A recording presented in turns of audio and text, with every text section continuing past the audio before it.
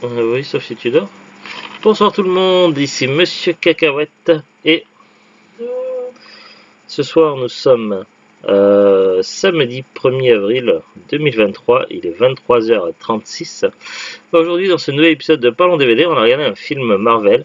Hier on avait regardé Marvel Avenger Infinity War. On a regardé le film suivant qui s'appelle tout simplement Ant-Man et la Guêpe. Et on est toujours dans la phase 3. Il nous restera à voir Captain Marvel et Avenger Endgame pour finir la phase 3. Dans ce film-là, au niveau du synopsis, il faut savoir que les événements se déroulent en parallèle aux événements de Marvel Avenger Infinity War. On le sait grâce à la scène intergénérique. Par rapport aux événements qui sont passés dans Captain America Civil War, il faut savoir que les Avengers étaient divisés en deux camps. Il y avait le camp de Iron Man qui voulait que les Avengers signent les accords de Sokovie. Et il y avait le camp de Captain America qui était contre et qui voulait que les Avengers restent indépendants. Évidemment, ça a été assez explosif. Et à la fin de Captain America Civil War, finalement, les deux camps étaient vraiment séparés. Qu'est-ce qui s'est passé? C'est que Ant-Man, lui, il était dans le camp de Captain America et il fait partie des Avengers qui ont été arrêtés. Certains ont pu continuer à être actifs, plus ou moins, mais il y en a eu plusieurs qui ont été arrêtés, notamment Ant-Man et Œil de Faucon. Alors Ant-Man, là, il est du coup, comme il a été arrêté à cause des événements de Civil War, il est assigné à résidence. Il ne peut pas quitter sa maison. Il a un bracelet électronique au niveau du pied. Du coup, il doit trouver moyen de s'occuper. Seulement, évidemment, les ennuis vont revenir à lui. Qu'est-ce qui se passe? Il se passe que la fille de Hank Pym, le premier Ant-Man, elle cherche à retrouver sa mère disparue avec l'aide de son père. Et Ant-Man, lui, fait de curieux rêves. Finalement, Ant-Man va reprendre contact avec la fille et avec le scientifique, avec Hank Pym. Ensemble, ils vont devoir trouver une solution pour retrouver la femme, la première guêpe, la femme de Hank Pym, la mère de sa copine à Scott Lang. Mais également, ils vont devoir faire face à deux ennemis. Un espèce de mafieux sans scrupules qui a des contacts au sein du FBI. Et également une fille qui a une capacité surprenante, qui est complètement déphasée et qui peut passer à travers le matériel. Elle peut être immatérielle et matérielle à la fois. Elle est complètement déphasée en gros. Du coup, ça va être un peu le bordel tout ça. Et évidemment, il va y avoir le jeu des infiniment petits et grands, où Ant-Man va prendre différentes tailles, plus ou moins grandes, et ça va donner certaines cascades assez spectaculaires. Grosso modo, c'est ça l'histoire. Le film est assez plaisant dans l'ensemble, je me suis pas ennuyé, j'ai passé une bonne soirée, mais il n'est pas aussi cool à regarder qu'un Guardian Galaxy ou un Avenger, clairement. Après, moi je préfère ça aux Avengers. Bah, moi j'ai préféré le film d'hier.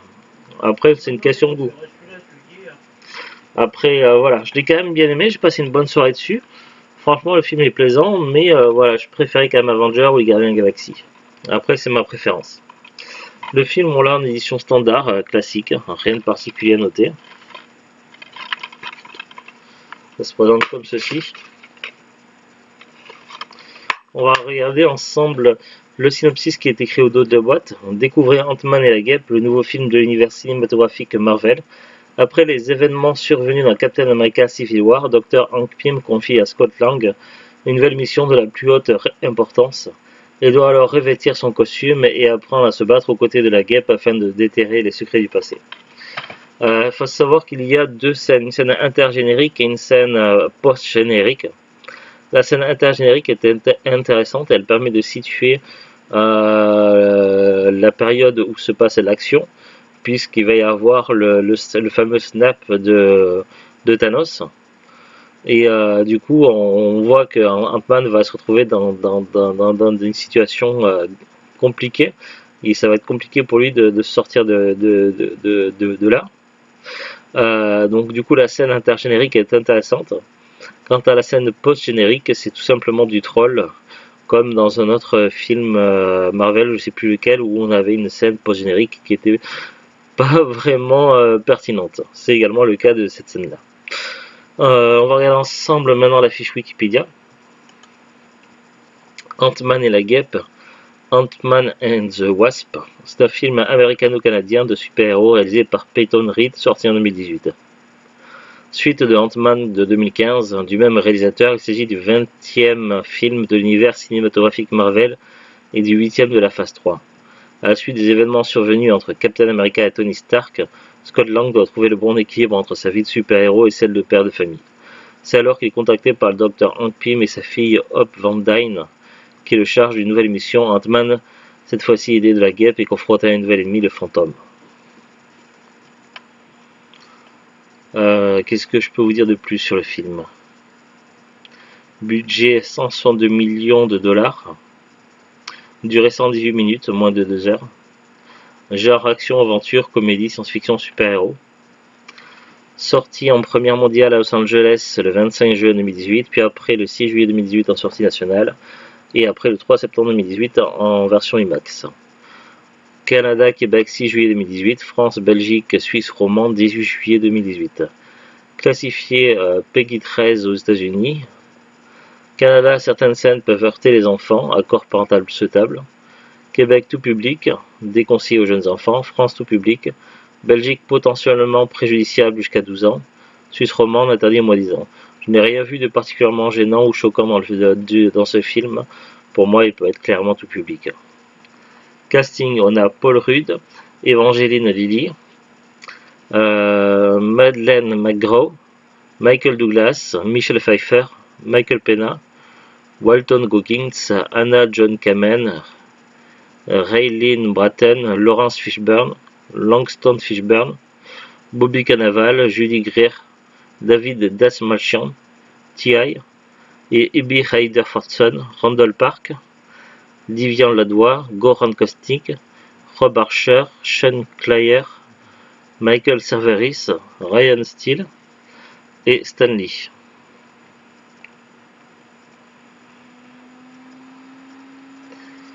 Au niveau des notes, Ant-Man la guêpe a été bien reçu par la critique américaine lors de sa sortie en salle. Après, sur les sites, Metacritic 70 sur 100, Rotten Tomatoes 88%, Allociné 3,5 sur 5, Télérama 3 sur 5. Les notes sont plutôt bonnes. Il y a eu quelques récompenses ainsi que pas mal de nominations. Autour du film, la scène intergénérique renvoie directement à la fin de Avenger Infinity War. Oui, tout à fait. C'est ce que je disais tout à l'heure. La scène intergénérique est très intéressante. Ce serait dommage de passer à côté. Par contre, la scène post-générique, c'est vraiment du troll. Le DVD, la disponibilité, donc que j'ai regardé sur Amazon tout à l'heure. Donc là, nous on l'avait acheté sur Amazon le 30 septembre 2020. À ce moment-là, on avait acheté 5 DVD, on en avait eu pour un total de 30 €. On avait acheté Avenger Infinity War, Ant-Man 2 avec la guêpe, Captain Marvel, X-Men Dark Phoenix et Alita Battle Angel. Là actuellement le prix du DVD tout seul, expédié vendu par Amazon, c'est à 6,99 €. C'est un prix correct. Il faut savoir qu'actuellement tous les DVD Marvel sont en promotion un peu partout. Là j'ai regardé sur Amazon, mais ça aurait pu être sur la Fnac, Le Bon Coin, Vinted, Rakuten, Auchan.fr, etc. Même Cultura, donc les prix des Marvel sont en baisse un peu partout, et même dans les hypermarchés. Voilà, pas grand chose de plus à ajouter. Un film sympathique. Pas mon préféré dans les films Marvel de cette phase-là, mais un film sympathique. Voilà. C'était Ant-Man et la guêpe. A très bientôt tout le monde. Salut, salut. Au revoir.